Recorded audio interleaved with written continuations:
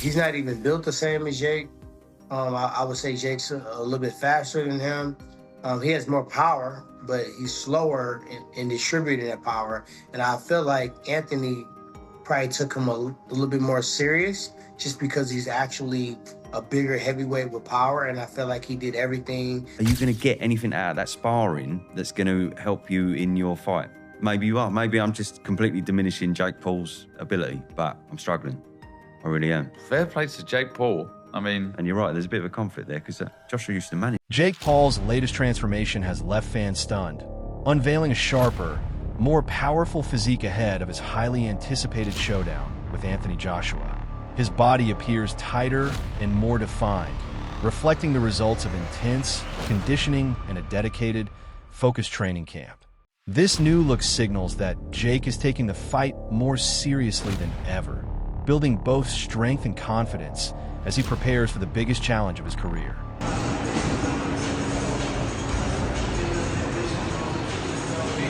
Tony Jeff breaks down the possibility of Jake Paul pulling off a shocking upset against Anthony Joshua, focusing on Jake's timing, momentum, and physical development.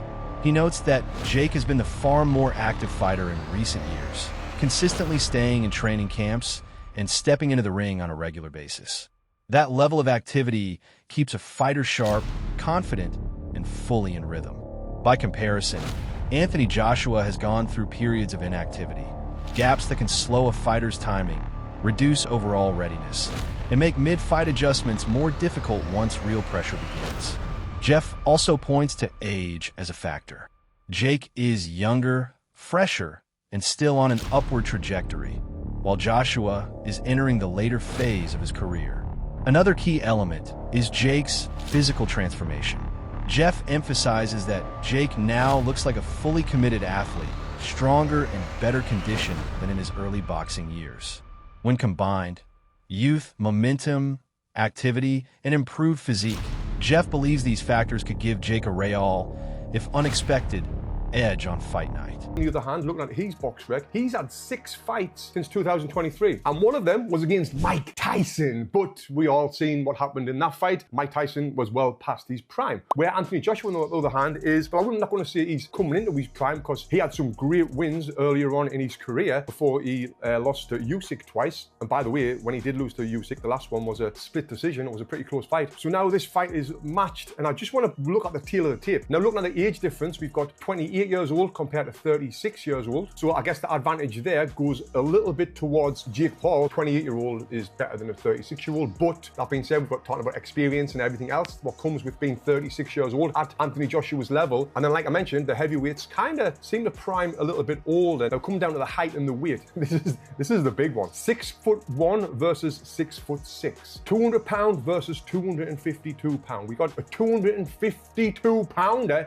in Anthony Joshua. The reach advantage is a lot, which we would expect. Amateur fights, we can see that Jake's only had one, where AJ's had 43, but 43 of them are including at the highest level, Olympic level. And yes, he won the Olympic bloody gold medal, if I don't need to remind you. Then the pro record, Jake Paul has had 13 fights, lost 1. AJ has had 28 fights and he's lost 4 with 25 KOs. And the one person that Jake Paul lost to was Tommy Fury. Now, can we compare Tommy Fury with Anthony Joshua?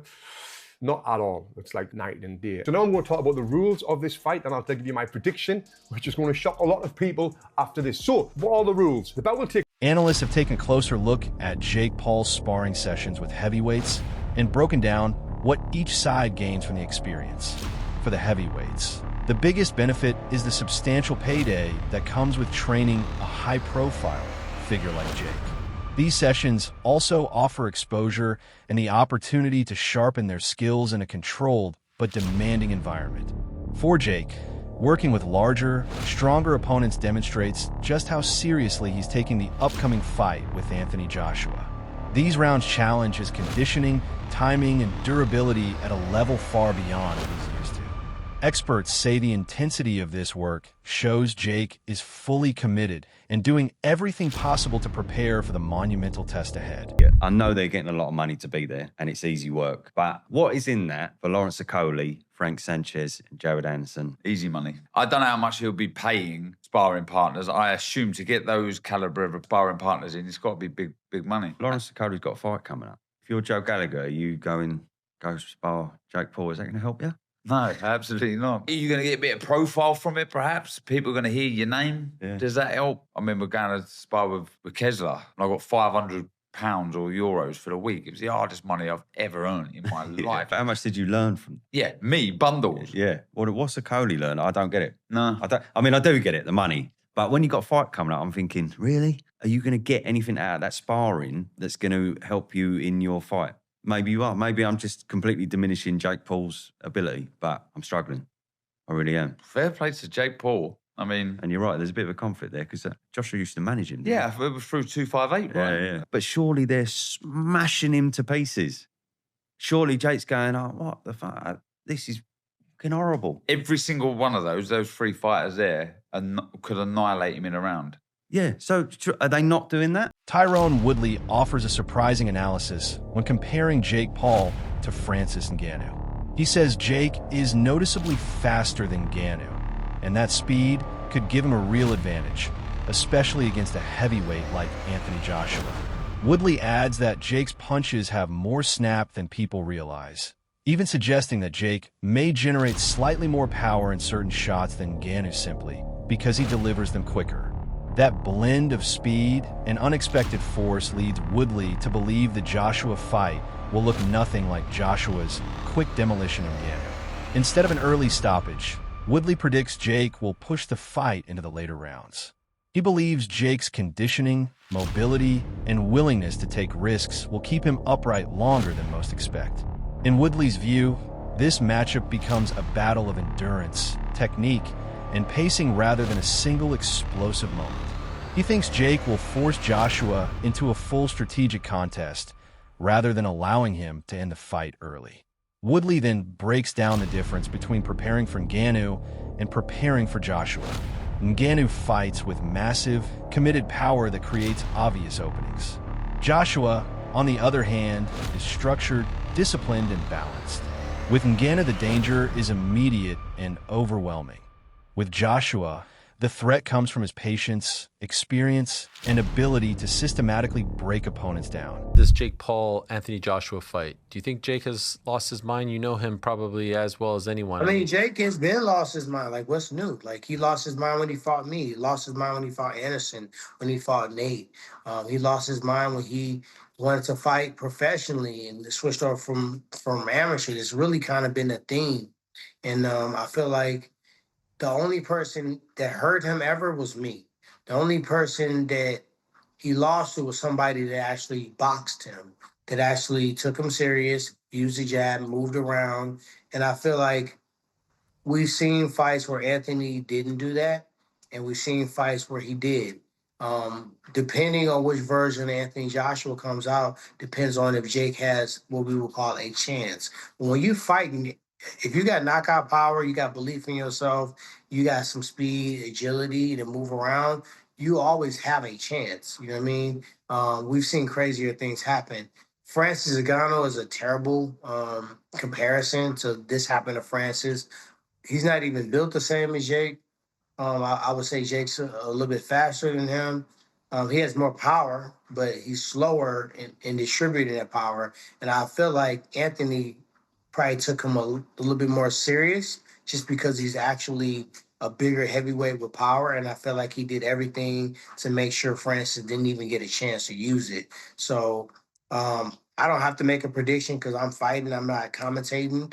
But, you know, I love when people doubt me. So I'm never gonna doubt somebody if they believe in themselves. Do you think he has a chance, Jake? I mean, people think I'm crazy, but they yelled at me when I said I thought the fight with him and Anderson was even. Frank Smith explains that making the Anthony Joshua versus Jake Paul fight was far simpler than people think. He says they didn't waste a moment worrying about critics or public backlash. To him, Boxing is entertainment, business, and competition all at once. And when a matchup benefits everyone involved, there's no reason to hesitate. According to Smith, both fighters recognize the opportunity immediately. Joshua gets a massive event that keeps him active and puts global attention on his next move.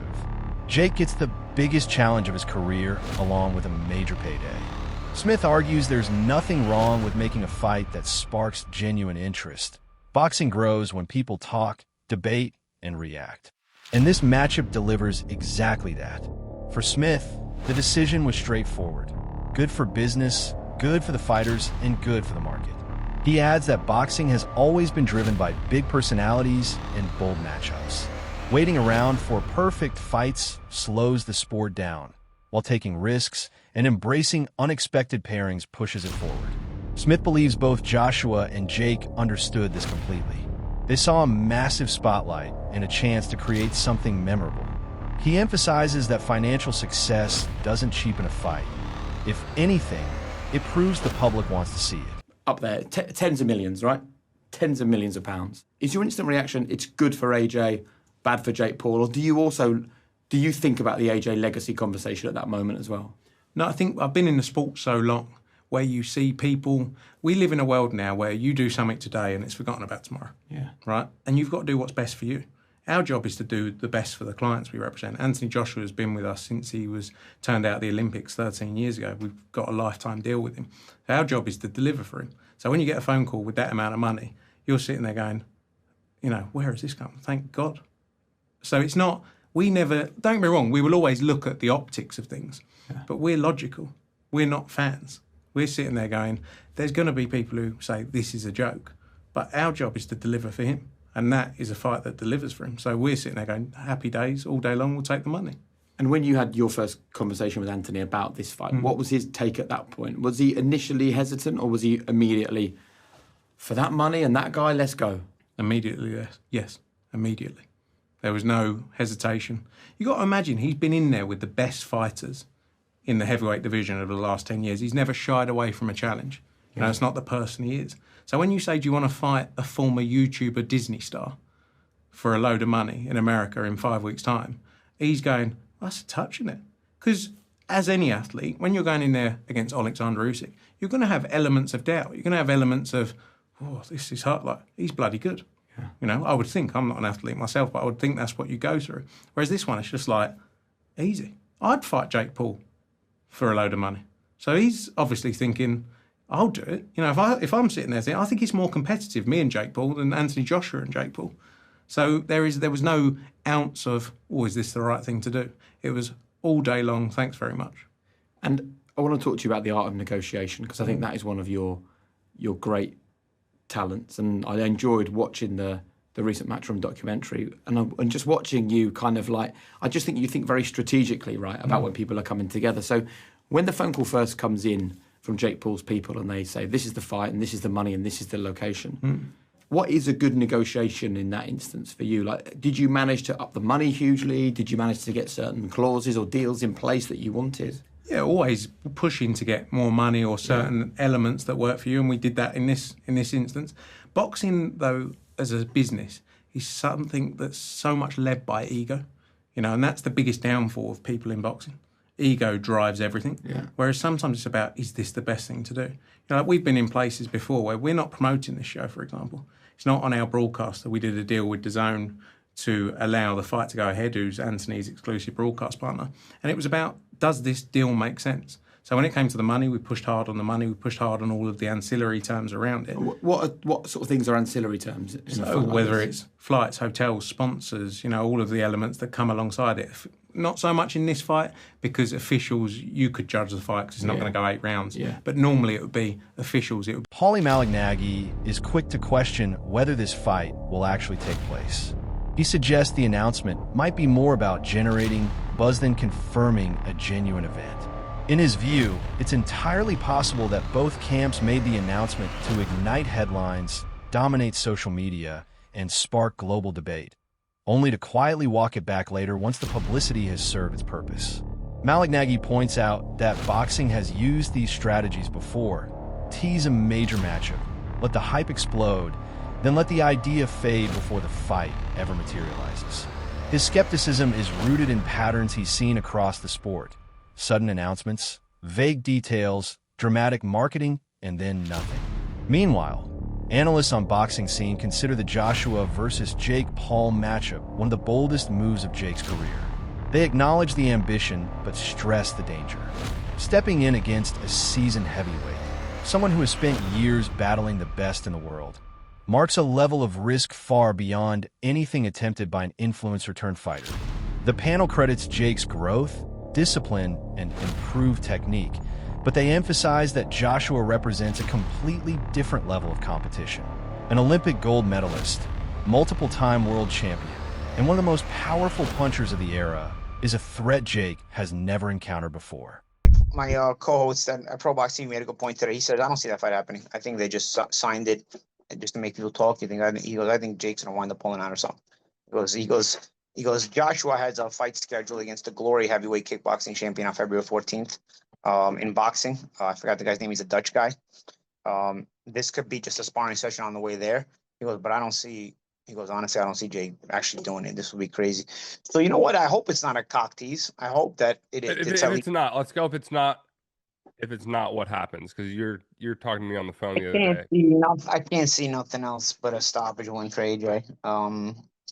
It's actually, if I'm really going to be brutally honest, it's actually the kind of fight where I can't believe any commission would even allow it. To tell you the truth, if I'm really honest, so it's good. That's, typically commissions are very strict about matchups and the kind of fights they allow you to put together, and for safety reasons and hazardous reasons and whatnot. So this is the kind of fight that actually surprised me they would even allow it. But I know Florida is a bit of a more flexible commission than our stricter commissions like California, Nevada, Texas, and New York. But those are probably the big four. But Florida has its share of pretty big cards since COVID, so Florida's an ascending commission.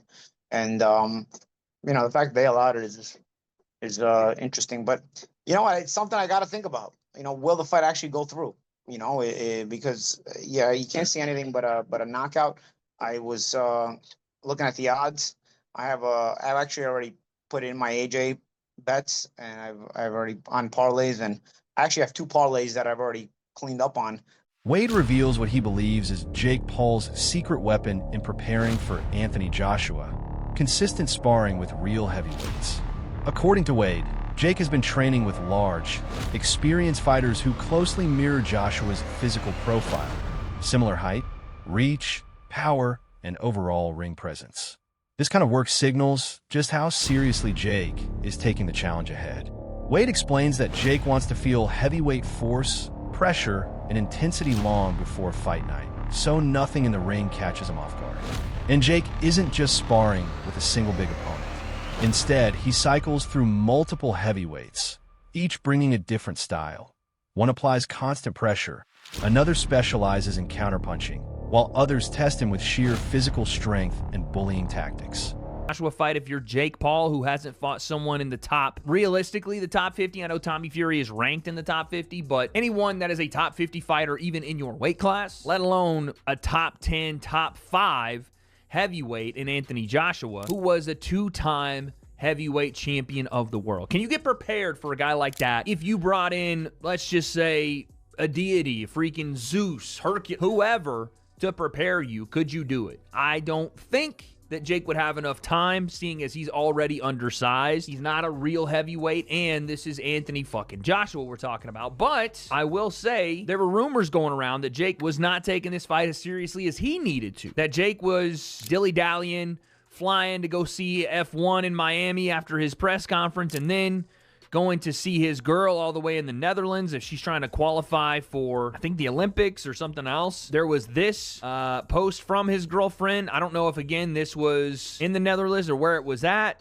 or maybe this is an old picture, but Jake flying around the world when he has a fight in about 4 weeks is probably not the greatest look, and it doesn't seem to make it look like he's taking it as serious as he needs to. Locked away in the gyms of Puerto Rico. Now, again, that could have been a different picture. That could have been something else, but that's pretty shocking to see. With that being said, I want to push back on that because I do think Jake is taking this as seriously as he absolutely needs to, because this is not only the toughest fight of his career, it's the most dangerous to the longevity of his career, to his health and well-being. And so to do something like that, you need to bring in the best help possible to get ready. We already heard that Jake Paul was preparing for Anthony Joshua by sparring the guy that Anthony Joshua was about to fight in Cassius Chaney. This gentleman right here, who was 24-3 from B-More, aka the DMV, and apparently is a top 100 heavyweight, even though it doesn't say he's actually a top 100 heavyweight, but that was what he was being marketed. If you're Jake Paul, you have to be realistic about stepping in with someone like Anthony Joshua, especially when you haven't fought anyone truly within the top 50.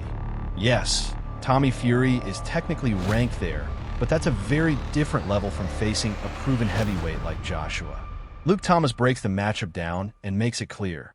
Joshua is not just big, he's dangerous in every sense.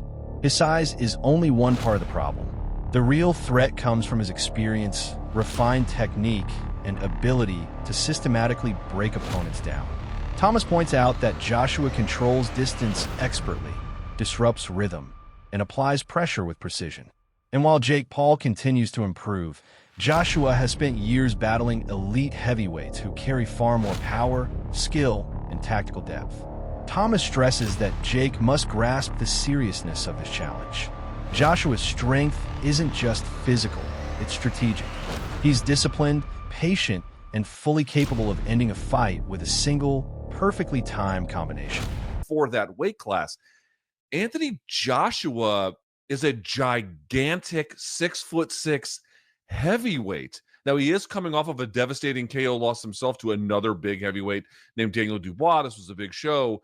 But Jake Paul, while, has a decent pop for a guy who has not been doing boxing that long, it's almost incomprehensible. This is the kind of thing the state would never have regulated before. They now seem much more open to it than they ever once were. But I also think that there might be something happening, and this is, I'm speculating. I want to be clear. I'm not giving you skinny, but I don't understand how you can go from a bout with a guy that you are massively oversized against, who's very good, to one who you are massively undersized against, who's also very good, who's a devastating, dangerous.